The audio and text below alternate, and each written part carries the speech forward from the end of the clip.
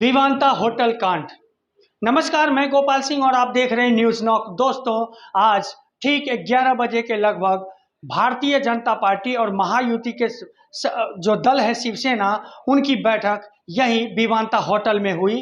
और यहाँ जैसे ही बैठक शुरू हुई, बहुजन विकास आघाड़ी के कार्यकर्ताओं में खबर फैल चुकी कि यहाँ पे नोटों का बंडल बांटा जा रहा है। और फिर उसके बाद बहुजन विकास आघाड़ी के कार्यकर्ताओं ने होटल पे धावा बोला और उसके बाद बबिया के क्षितिज ठाकुर और प्रमुख हितेंद्र ठाकुर अप्पा वो भी आ गए। और आप देख सकते हो कि किस तरह से कैश यहाँ लहराया जा रहा है।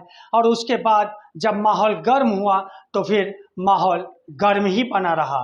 दोस्तों, इस मुद्दे को लेकर के विपक्ष अब भाजपा पे पूरी तरह से हावी हो चुका है और मामला उछालने लगा है। दोस्तों, इस मुद्दे पे यहाँ के नेताओं के बयान क्या है वो भी मैं आपको दिखाता हूं, तो बने रहिए मेरे साथ और देखते रहिए न्यूज़ नॉक।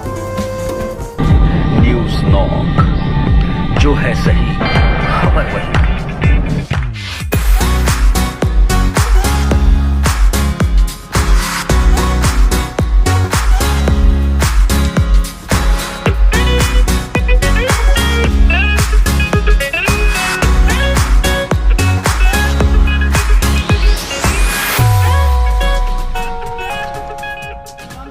कांड के मुद्दों पे और राजनीतिक पार्टी के नेताओं का क्या बयान है वो भी। विधानसभा चुनाव क्षेत्र में कार्यकर्ताओं की बैठक चल रही थी। वहां पर चुनाव के दिन की जो आचार संहिता होती है कि जो वोटिंग मशीन है उस पर सील कैसे लगना है, सील आखिर में कैसे होना है, ऑब्जेक्शन अगर लेना है तो क्या करना होता है, ऐसी जो 12 बातें बताते हैं वो बताने के लिए पहुंच जाता है।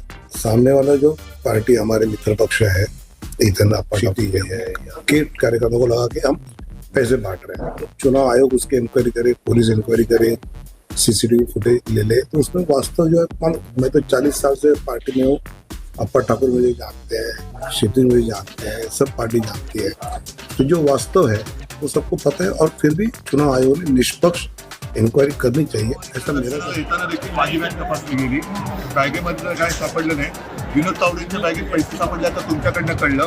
तसंच काल अनिल देशमुखांवरती जो हल्ला झाला, हे दगड तपासण्याचं काम कोणी करायचं होतं, म्हणूनच मी आई तुळजाभवानीला सांगणं लागलंय की ही सगळी भ्रष्ट आणि दहशतवादी राजवट। पैसा बांटेंगे तो जीतेंगे ना, हाँ बांटेंगे तो कटेंगे नहीं। भाजपा वाले पैसा बांटेंगे तो ही जीतेंगे, लेकिन बांटने वालों को पकड़ते हैं, और वो भी राष्ट्रीय महासचिव। लग रही है आपको विनोद तावड़े को जिस तरह से विनोद तावड़े जी भारतीय जनता पार्टी के राष्ट्रीय महासचिव, महाराष्ट्र के बड़े नेता रहे बीजेपी की सरकार।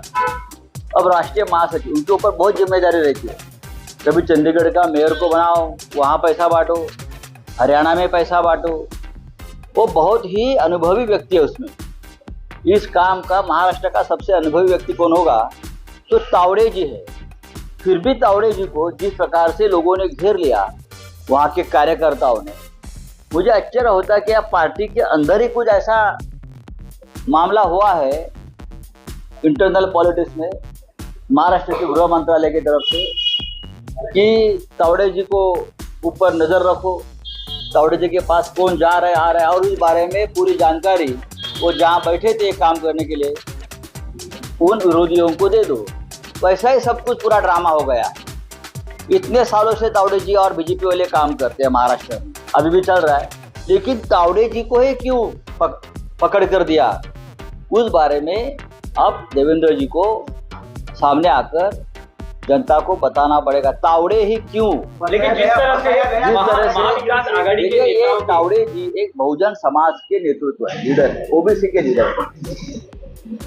मुझे डर लगता है, मराठा है, और जिस तरह की राजनीति यहाँ चल रही है बीजेपी के अंदर, तो थोड़ा मन में डर और शंका भी है।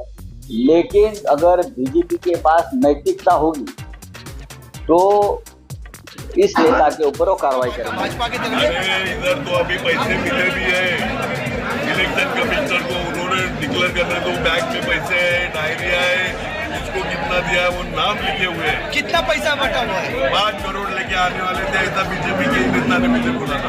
अच्छा, कहीं ऊपर से कोई प्रेशर आ रहा है, दबाव बनाया जा रहा है आपके ऊपर? होगा ही, पुलिस प्रशासन और इलेक्शन कमीशन तो दबाव के नीचे ही काम करता है। अब चुनाव आयोग सरकार के दबाव में काम कर रही है। अरे मेरे को अभी प्रेस कॉन्फ्रेंस भी अलाउड नहीं, ऐसा कलेक्टर साहब बोल रहे हैं, ऐसा कहा गया।